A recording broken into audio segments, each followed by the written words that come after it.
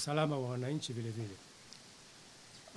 Sisi kama tume, kutokana na matukio haya tumeamua kufanya uchunguzi wa kina na tumekwisha jipanga katika jambo hilo ili tuweze kuona ni maeneo yapi ambayo kwa kuangalia matukio yaliyojitokeza tume inaweza kutoa ushauri kwa serikali na vyombo vingine kwa madhumuni ya kutaka kuendelea kulinda amani katika nchi yetu.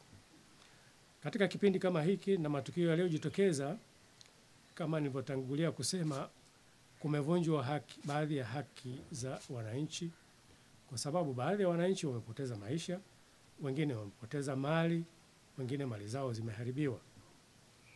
Kwa hiyo sisi kama tumeona kwamba ni matukio ambayo tunapaswa kuyafanyia uchunguzi wa kina ili tuweze kutoa ushauri wa namna ya kuweza kuondokana na matatizo ya namna hii katika miaka mingine ya uchaguzi.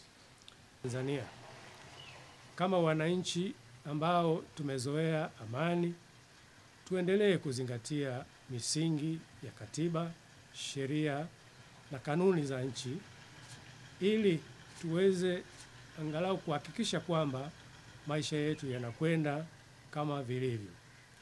Tukumbuke kwamba kunapotokea uvunjifu wa amani, maana yake sisi kama Watanzania kwa vyovyote vile tutashindwa kufanya shughuli zetu. Labda nitoe mfano mdogo tu. Katika siku 2-3 zilizopita, kwa mfano, kulikuwa hakuna mtandao wa internet. Kwa hiyo shughuli nyingi za kibiashara, za kiofisi zilikuwa zimesimama. Lakini vile vile katika kipindi hicho kwa ajili ya usalama, vituo vyote vya mafuta vilifungwa. Kwa maana hiyo wananchi walipata adha ya kutokupata mafuta ya kujaza na kwenda katika shughuli zao.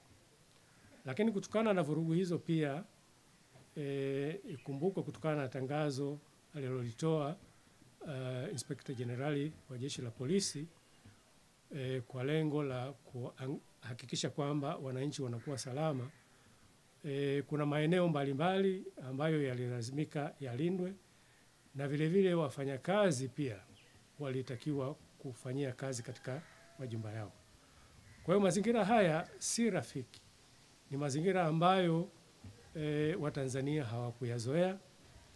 Kwa hiyo sisi kama tume pia tumeona ni vizuri kufanya uchunguzi wa kina ili mwisho wa siku tutoe mapendekezo ambayo yatasaidia katika kurejesha hali ya Watanzania na kuwakumbusha umuhimu wa kuzingatia amani ili Watanzania wote tuendelee kutekeleza majukumu yetu kwa ajili ya maendeleo ya taifa letu. Ndani ya mwezi 1.5 tunaweza kuwa katika nafasi ya kuweza kusema kwamba tumefikia wapi, na tungeweza kutoa pia mrejesho kwa kipindi hicho na kuweza kusema kazi iliyobakia. Inaweza ikachukua muda mfupi, lakini vile vile inawezekana kuchukua muda mrefu, kwa sababu ni matukio ambayo tutalazimika kuzungumza na watu wengi, tutalazimika kuzungumza na ndugu zetu wa Jeshi la Polisi ambao ndio walinzi wa usalama wa raia, lakini tutalazimika vile vile kuzungumza na wananchi katika maeneo ambayo matukio yametokea ili waweze kutuambia vile vile ni mambo yapi yalitokea. Pengine vile vile wanaweza wakatusaidia katika kutusaidia sisi ili tuweze kuona ni namna gani tunaweza kutoa ushauri kwa serikali yetu ambayo tunaamini ni sikivu, ili iweze kuangalia ni namna gani ya kuzuia matukio ya namna hii yasiweze kutokea tena.